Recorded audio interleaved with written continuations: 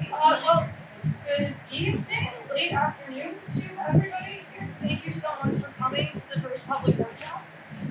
This is for the Downtown Revitalization Initiative for Ticonderoga. You're probably wondering what you're on here and what you're going to see, so we should just get down to it. As part of this too, as you see, there's some displays set up here.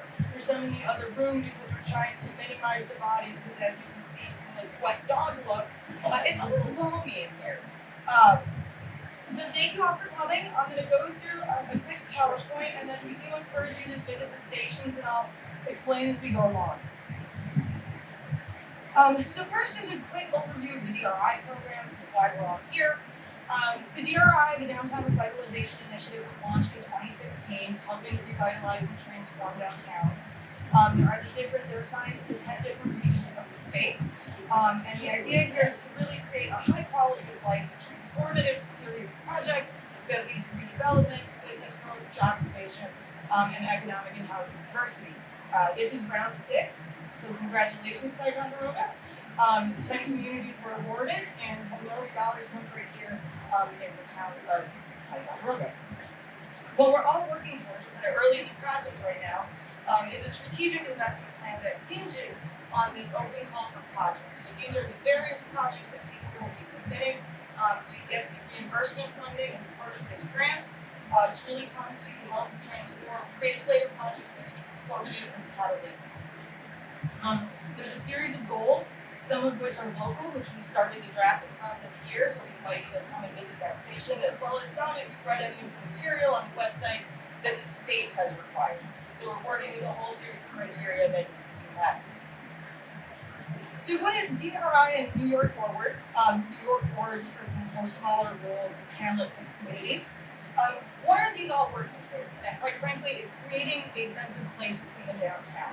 Now you've already got that going on here, so this is really amplifying that and creating that kind of identifiable downtown type program. We want a whole mix of different things happening, not just shopping, but eating, entertainment, services, and things that are both attractive to visitors to the town, as well as those of you that live here. So downtown works for all groups. We want to enhance the public spaces. You're very unique in many of the downtowns we've seen because you've got the Lachute River Trail right there. It really starts to tie in public spaces along with the actual downtown core that exists along Mountain Home, and really looking to kind of build off of that. There's the desire to build a diverse population. Again, these are all coming from the state, with residents and workers supported by housing and employment opportunities within these areas. One of the things we all know when we're starting to look at businesses is to really grow the local property tax base as well. So it's not one for those here. Doesn't need that much explanation. We want to provide amenities, and these amenities will support visitors as well as everybody here who lives in Ticonderoga. Really make sure that we've got the right kind of amenities that fit what goes on. And then finally, in line with many of the state's goals, just in New York overall, there is the desire to reduce greenhouse gas emissions. So you'll see things like decarbonization and other sustainable and resilient items like that. That is working in line with the state's kind of bigger picture of working towards sustainability and resilience. This is the schedule. Like I said, we're pretty early, even though it's not July 4th yet. We're still in June, so technically we're still in the second month.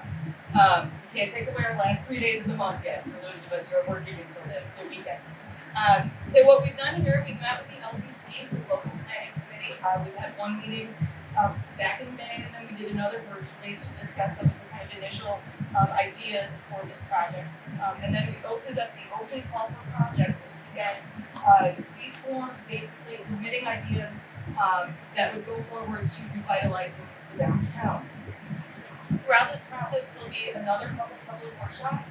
In particular, when we start to see projects come in, bringing those forward so that everybody's informed, the public is engaged, and the LPC will be working through the different criteria and creating that slate of projects that is going to be part of the final submittal. So there's a couple key deliverables that we're looking at.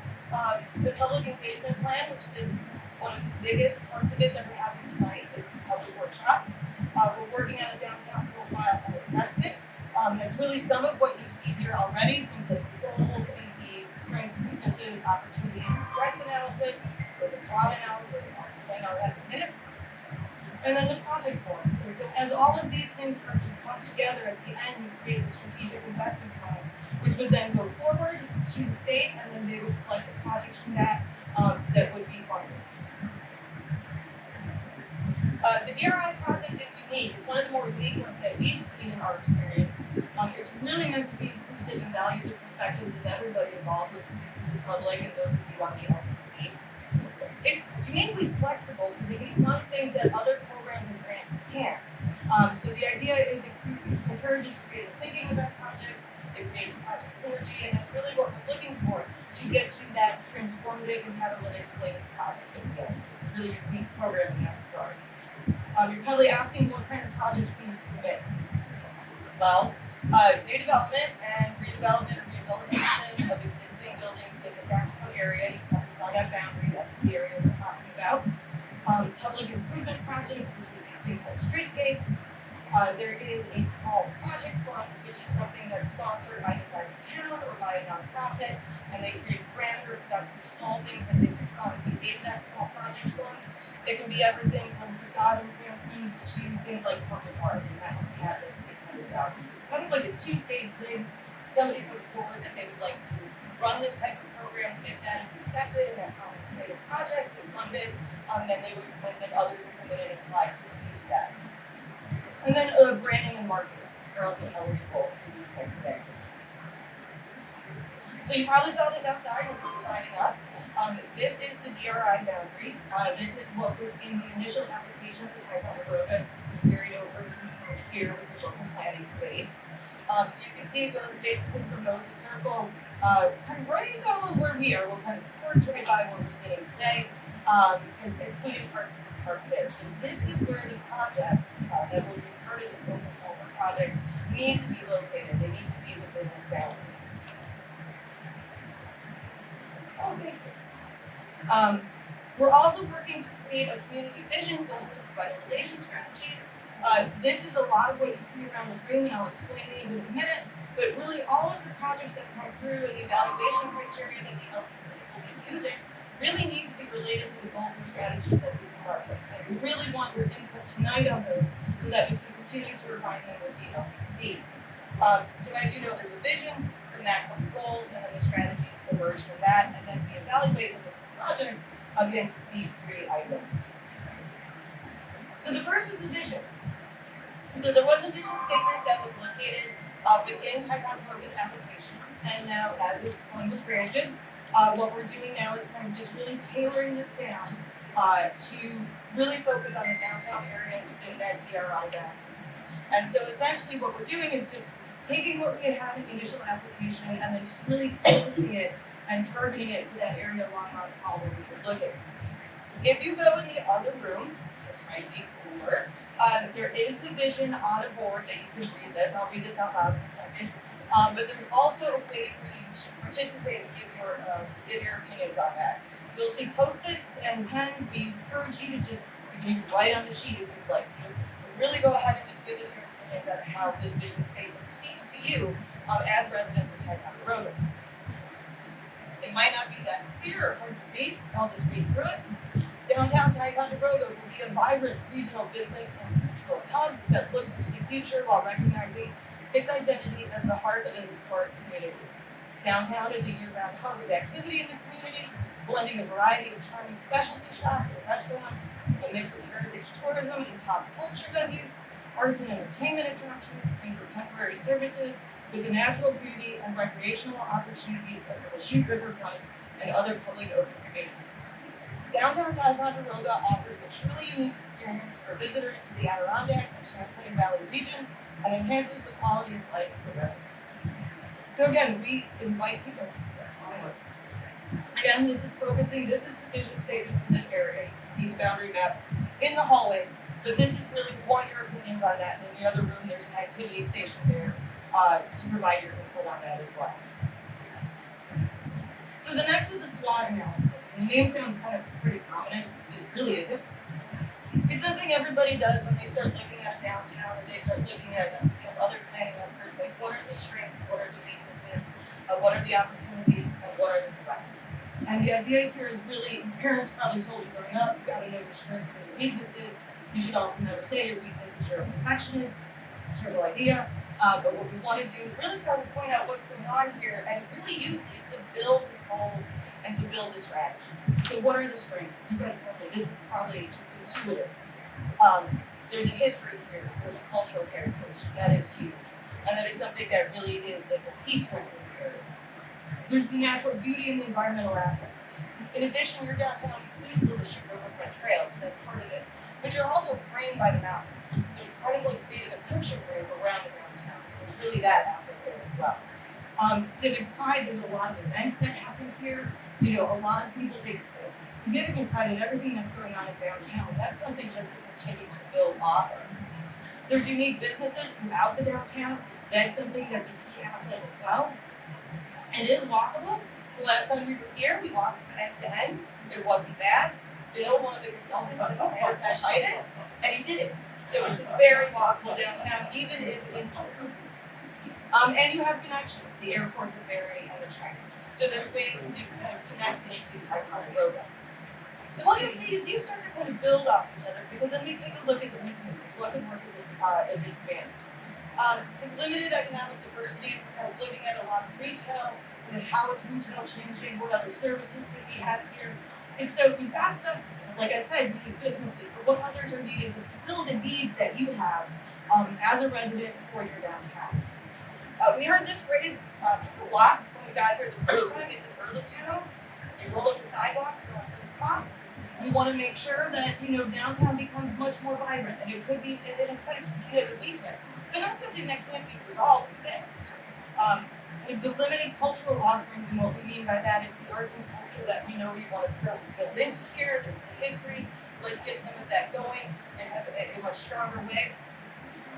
We also heard that it's difficult in the downtown, I mean, aside from the park, for family-oriented activities. Where do these little kids go aside from the park? Is there ways to bring kids?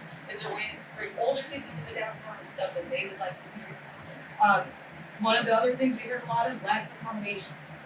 Where do you stay? You know, there's the Circle Court, the other hotel kind of that one. But where are closer places to stay in Ticonderoga? So how can we accommodate those?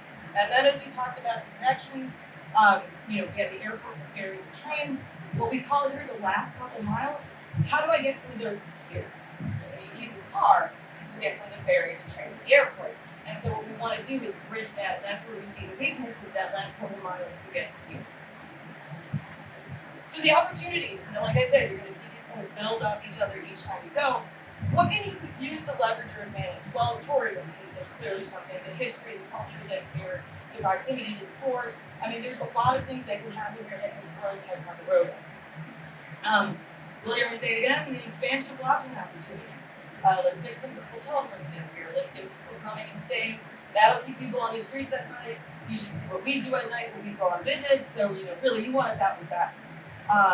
Also, adaptive reuse. There's some great buildings. There's great bones in a lot of the buildings that are present. And really, the idea of adaptive reuse of those buildings, again, leads to your character and your uniqueness. Marketing and rebranding. I know that's something we've heard that the town would like to work on. And really, there's opportunities here to really kind of rebrand Ticonderoga as a downtown idea. And then, kind of a more recent thing is there's remote work opportunities. People don't necessarily have to live where they work anymore. And I know in our office we have a couple of people that don't live and work in Chicago. A couple of people don't live in Chicago. It's a complete remote work opportunity.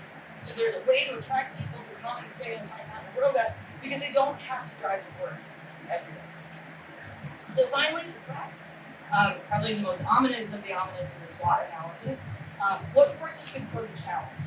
So seasonal fluctuations, kind of based on whether people come to town. Is it during the summer? It's kind of for the frayed shoulder season. So it's really that kind of issue. You're not alone. They're not that close by, but they're not that far away. Areas like Lake George, places in Vermont, a little bit of competition that can come from those outside areas. Changing consumer preferences, and this applies anywhere. You know, we're seeing retail go away as, you know, the Amazon boxes pile up, other places you can order from, so how do we have to deal with that? And that's something I think everybody's really looking at. And then this term that was called brain drain, which I never liked that much because it implies that only young people have brains, and I'm not young anymore, so I don't care for this. But it is the youth that are leaving the town once they get studies or they finish college or they want to go see other places, and we want to kind of retain the youth that are here growing up in Ticonderoga. And then another one that everybody's dealing with, extreme weather events. That can impact a number of things. That can cause damage to natural tourism attractions, and prevent people from coming. I'm from Chicago, apparently from past 2 days, we can't breathe. And it was bad, it was really bad. So things like that create issues. And a lot of these threats are outside forces, as it says. So we really do. We created the SWOT analysis, I believe. Chris is sitting next to it on that side. We simplified it for you. We did not want you to sit there and try to figure out if what you thought was a weakness or a threat or an opportunity or a strength. But if you have other things that you would like us to know about, there are challenges and opportunities. Challenges and opportunities. So we made it simple. So for the professionals, we'll figure out which of the SWOT is. But we encourage you to give ideas to really add to those, let us know so that we can continue to refine this as we do the downtown program. So related to this, kind of coming out of that, what are some of the draft goals and strategies? We mean this as draft because number one, want your input, and number two, need to go back to the LPC and work with them to really refine these to really reflect where Ticonderoga wants to go. So the first one was the economic diversity and year-round activity. Again, this is kind of, let's get people out on the street all year long, all day, all night, maybe not all night, but a good portion of the night. So it's really looking at diversifying and also building off activities that could happen when you're not in the shoulder season. A key big one of this, if you're trying to get people here as well, they gotta have a place to stay. So we want to make sure that we kind of look at opportunities for that. And then again, promoting the rehab of existing buildings and creating mixed-use development. So it really creates that economic diversity. We get people living in downtown, that gives downtown a certain feel as well. We heard a lot about arts and culture. So goal 2 focuses on that. Cultivate a cultural scene in the downtown. So it's really looking at diversifying arts and culture. You know, we've got the history here, let's start to build on that, let's get other things in place, let's do some more cultural programming. And we heard a lot that there's opportunities here for revitalizing performance art spaces. So there may be opportunities within these projects to really start to build that and make that bigger. Goal 3, enhance downtown aesthetics and connectivity. The first one is kind of the urban form. Fixing the facades, bringing in new buildings that really look good, making sure that the signs are kind of proportional to the buildings, adding elements of things like public art. This is really cool. That's something that every downtown is working with as well. Also the pedestrian infrastructure. Part of it is the streetscape along Mount Palm, but then how can we start to connect to the Sheep River Trail that's right behind? You've got that very, very unique opportunity. You look behind you in downtown, you can walk into something that's completely different. It's just peaceful, quiet, really pretty, and then you can get back into the activity of the downtown. That's really what's unique here. So that relates to the last one, is beautifying the back of the downtown along the river trail, whether that be pathways, or roadways, or looking at the facades of buildings, or creating active spaces that happen along that back area. It's making that connection and making the two of them work together. And then finally, 4, foster a vibrant downtown community for you, for Ticonderoga residents. We have talked about bringing in tourists, bringing in visitors, having people come here for day trips, but this has to be an environment that supports you as well. So goal 4 is looking at supporting local businesses, supporting local entrepreneurs, and enhancing downtown services for residents. What do you need in the downtown? How does that work for you? And so we again, kind of where Chris is sitting also, there is the draft goals and strategies. We cannot stress the word draft enough. These will change based on your input, based on the LPC input. But we do encourage you, this one there's 4 goals, so you can comment on any of them. We didn't make that one simple. This one's got a little bit of teeth to it. So really just to give us your input on that so that we can kind of start to get that public feedback on that aspect of the presentation. So moving forward, this is familiar, it's not deja vu, this is earlier in the presentation. So we are here in the open call for projects. And this is where we're going through to the end of July, to July 24th. We are here, someone will be stationed here to help answer any questions you may have on that project form. It is on the project website, that is where people are putting their ideas, things that they would like to do. There's a number of criteria that need to be met in order for that project form to move forward, so we're happy to walk through any of those And we're working, it's a quick schedule, we're working through to November and really looking at having this project profiles and project forms all done and the project submitted to the state for their review by the end of this year. And so we need your input. So there's a couple things happening. Tomorrow, back here in this very hot, it's balmier now, or not balmy, less balmy now. We'll be back with the LPC. They're getting a presentation very similar to this. What we're going to be doing is kind of looking at a little bit more of the technical details. So we invite you to come back and see the LPC meeting at 9 a.m. right here in this room. We're also doing a coffee and questions for those of you who are submitting project forms. We'll be over at Merle's Diner from 9 to 11 on Friday. There's a street fest happening here too at some point. It's really fun. 4th of July. Okay, alright. From my office. Okay, alright. So we'll be there at Burley's. We'll be sitting in a booth. If you recognize us now, you'll recognize us then. We've sort of change our hair color in the meantime. To have you come in and just ask questions on the project form. As part of the open call for projects, like I said, it's ending on the 24th of July, so there'll be office hours, which is on July 14th. That'll be at 11 a.m. to 12 p.m. and then 5 to 6 p.m. Those will be on Zoom. The link will be on the project website, which is Ticonderoga DRI.com. It looks kind of like a lot of letters kind of mushed together, but it is just Ticonderoga DRI.com. If you go on that site, you will see a wealth of materials that explain what this project is, guidebooks, things that walk you through the project forms if you're interested in submitting. And then you will see also on there that there will be coming out in July a Zoom link in order to kind of come to those open office hours and just speak with us.